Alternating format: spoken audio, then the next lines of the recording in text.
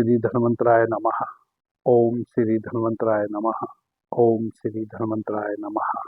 The yoga city channel पर आप सभी मित्रों का आज की चर्चा में मैं स्वागत करता हूं। आदरणीय मित्रों, कान से संबंधित जितनी भी समस्याएं हमें होती हैं, उन सभी समस्याओं की एक बहुत महत्वपूर्ण औषधि आज मैं आपको बता रहा हूं।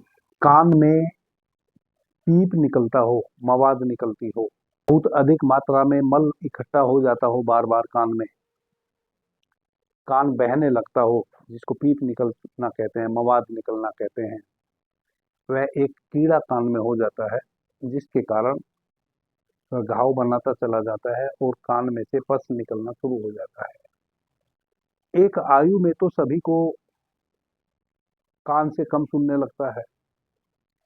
65-70 वर्ष की आयु के बाद कान के पर्दे कमजोर हो जाते हैं और हमें कम सुनाई देने लगता है। इससे पहले यदि किसी कारण से भी आपको कम सुनाई देने लगा है, बार बार कान में दर्द होता है और कान में दर्द इतना हो जाता है कि वह आप सर में दर्द पैदा कर देता है, और कई बार जो कान से पीप बहता है उसके कारण भी बहुत बहुत सर दर्द हो जाता है, और वैसी अवस्था में हो जाता है जब तक पीप बहता है तब तक तो उतनी प्रॉब्लम नहीं होती। वह पीप यदि बहना बंद हो जाए किसी औषधि से, तब बड़ी पीड़ा हो जाती है सिर में। कहने का अभिप्राय यह है कि कान से संबंधित कोई भी समस्या है, यदि पर्दा भी कान का फट गया है, वह भी रिपेयर हो जाता है। मैं ऐसी औषधि आपको साधारण सी बताने जा रहा हूँ। जैसे कि मैंने पीछे भी कहा है, द योगा सिटी चैनल पर हम वैसी औषधियां आपके समक्ष लेकर आ रहे हैं। जब किसी व्याधि से आप ग्रस्त हैं और उस व्याधि में आपने सभी प्रकार की चिकित्सा पद्धति अपना आजमा ली है, सभी प्रकार की औषधि का सेवन कर लिया है, उसके उपरांत भी उस व्याधि में आपको आराम नहीं मिल रहा है, चाहे वह कोई भी व्याधि है, उस अल्टीमेट अवस्था में, उस अंतिम स्थिति में जब आप सभी उपचार हार चुके हों, तब भी ऐसा तो है नहीं कि यदि इस ब्रह्मांड में कोई रोग की उत्पत्ति हुई है तो औषधि की भी उत्पत्ति हुई है। मैं तो साधु हूं। जब से मेरे जीवन में जागरण घटा है, जब से मैं गहन साधना से गुजरा हूं, एक चीज का मेरा अपना अनुभव है।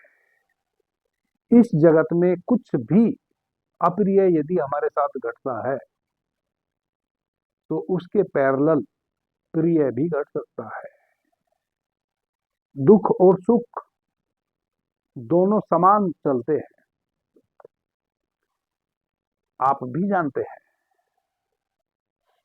प्रतिदिन आप क्षण दो क्षण के लिए सुखी हो जाते हैं और प्रतिदिन आप क्षण दो क्षण के लिए दुखी हो जाते हैं, क्योंकि वह सुख और दुख दोनों साथ साथ चल रहे हैं।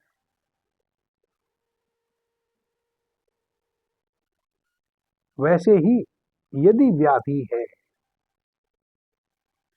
इस ब्रह्मांड में, यदि व्याधि की उत्पत्ति हुई है तो उस व्याधि को हरने वाली औषधि की भी उत्पत्ति हुई है। जब से मैं जागा हूं, मेरा इस बात पर बहुत विश्वास है, और कहें कि विश्वास भी एक छोटी चीज है। विश्वास तो कभी है कभी नहीं भी हो सकता, एक दिन समाप्त भी हो सकता है। मैं ऐसा कह सकता हूं कि यह मेरा अनुभव है कि दुख है तो सुख भी है। किसी भी दुख सुख, स्वास्थ्य अस्वस्थ आदि और व्याधि के पीछे कोई कारण होता है। बिना कारण के कोई किसी भी प्रकार का दुख आदि व्याधि हमें ग्रसित नहीं कर सकते। कारण को खोजो, उस कारण को दूर कर दो, और हम उस रोग से, उस व्याधि से, उस आदि से मुक्त हो जाते हैं। आदरणीय मित्रों, वैसे ही कोई भी रोग हो, कोई भी व्याधि हो, उसकी औषधि भी है, हमें थोड़ा सा खोजनी पड़ेगी। खोजेंगे तो मिलेगी। जिन खोजा तिन पाइया, गहरे पानी बैठ। जो खोजेगा वो जरूर पालेगा, जो चल पड़ेगा वह जरूर पहुंच जाएगा। जो चला ही ना, वह कभी नहीं पहुंचेगा और कहीं नहीं पहुंचेगा। हमने गुरु अमृता औषधि का निर्माण किया है आसव रूप में। अल्टीमेट औषधि है दो तीन व्याधियों पर। जैसे किसी को गठिया है, वात रोग जिसको हम कहते हैं, किसी की गर्दन जकड़ गई, किसी के कंधे नहीं उठ रहे, किसी के एक एक पोर पोर में दर्द है, किसी को आम वात है जिसमें पूरे शरीर की मांस में सूजन भी है, दर्द भी है और एक एक पोर पोर में भी दर्द है। किसी को साइटिका की बीमारी है जो कि हमारे एडी से लेकर और हमारे मस्तिष्क तक को जकड़ लेती है, पूरा एक साइड के हिस्से को एकदम टेढ़ा आड़ा टेढ़ा कर देती है, तनाव पैदा कर देती है। यानी कि वात रोग 80 प्रकार के होते हैं। कोई भी वात रोग यदि हमारे शरीर में हो गया है, और वात रोग में कई रोग तो वैसे हैं जैसे किसी को लकवा आ गया, किसी को साइटिका हो गया, किसी को गठिया हो गया, किसी माता बहन को आम वात हो गया। तो एक वैसी भी अवस्था होती है जब सारी चिकित्सा पद्धतियां हार जाती हैं, पूरे पृथ्वी की जो भी आधुनिक चिकित्सा है। यहाँ तक भी आयुर्वेद भी हार जाता है, होम्योपैथिक भी हार जाता है। लेकिन इसका मतलब यह नहीं है कि उस रोग का निदान नहीं है, अभी भी है। वैसा ही निदान है हमारे हमारे द्वारा निर्मित गुरु अमृता औषधि। जो 20 वर्ष से गठिया रोग से पीड़ित होकर अब बिस्तर पर पड़े हैं, या साइटिका से ग्रस्त होकर बिस्तर पर पड़े हैं, उनको 3 महीने में गुरु अमृता औषधि बिस्तर से खड़ा करके दौड़ाना शुरू कर देती है। और मजे की बात यह है कि वह औषधि निःशुल्क है। आपको उसका एक पैसा भी मुझे देना नहीं पड़ता, मैं उसको निःशुल्क ही आपको प्रदान करूंगा। आदरणीय मित्रों, जैसे माताओं बहनों को ओवरी में सिस्ट है, बार बार गर्भाशय बढ़ जाता है, फैल जाता है। एक स्थिति वह आ जाती है जब गर्भाशय को, यूट्रस को ऑपरेट करके बाहर ही निकाल देना पड़ता है।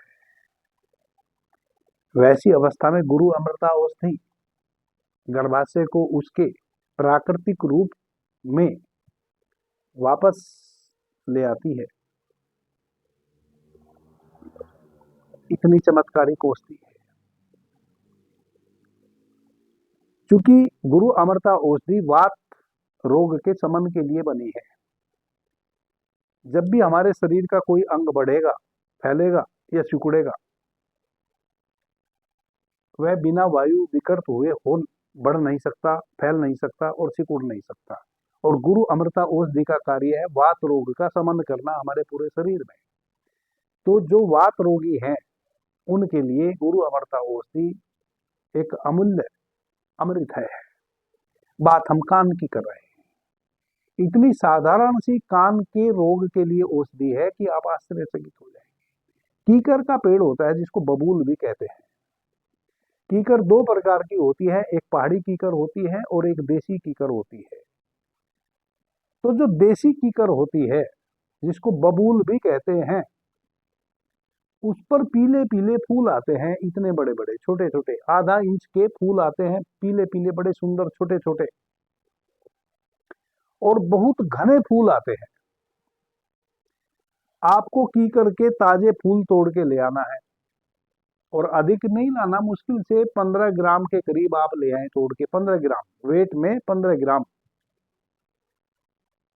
100 ml पीली सरसों का शुद्ध तेल ले लेना है, और एक कपूर की टिक्की ले लेनी है, केवल एक टिक्की।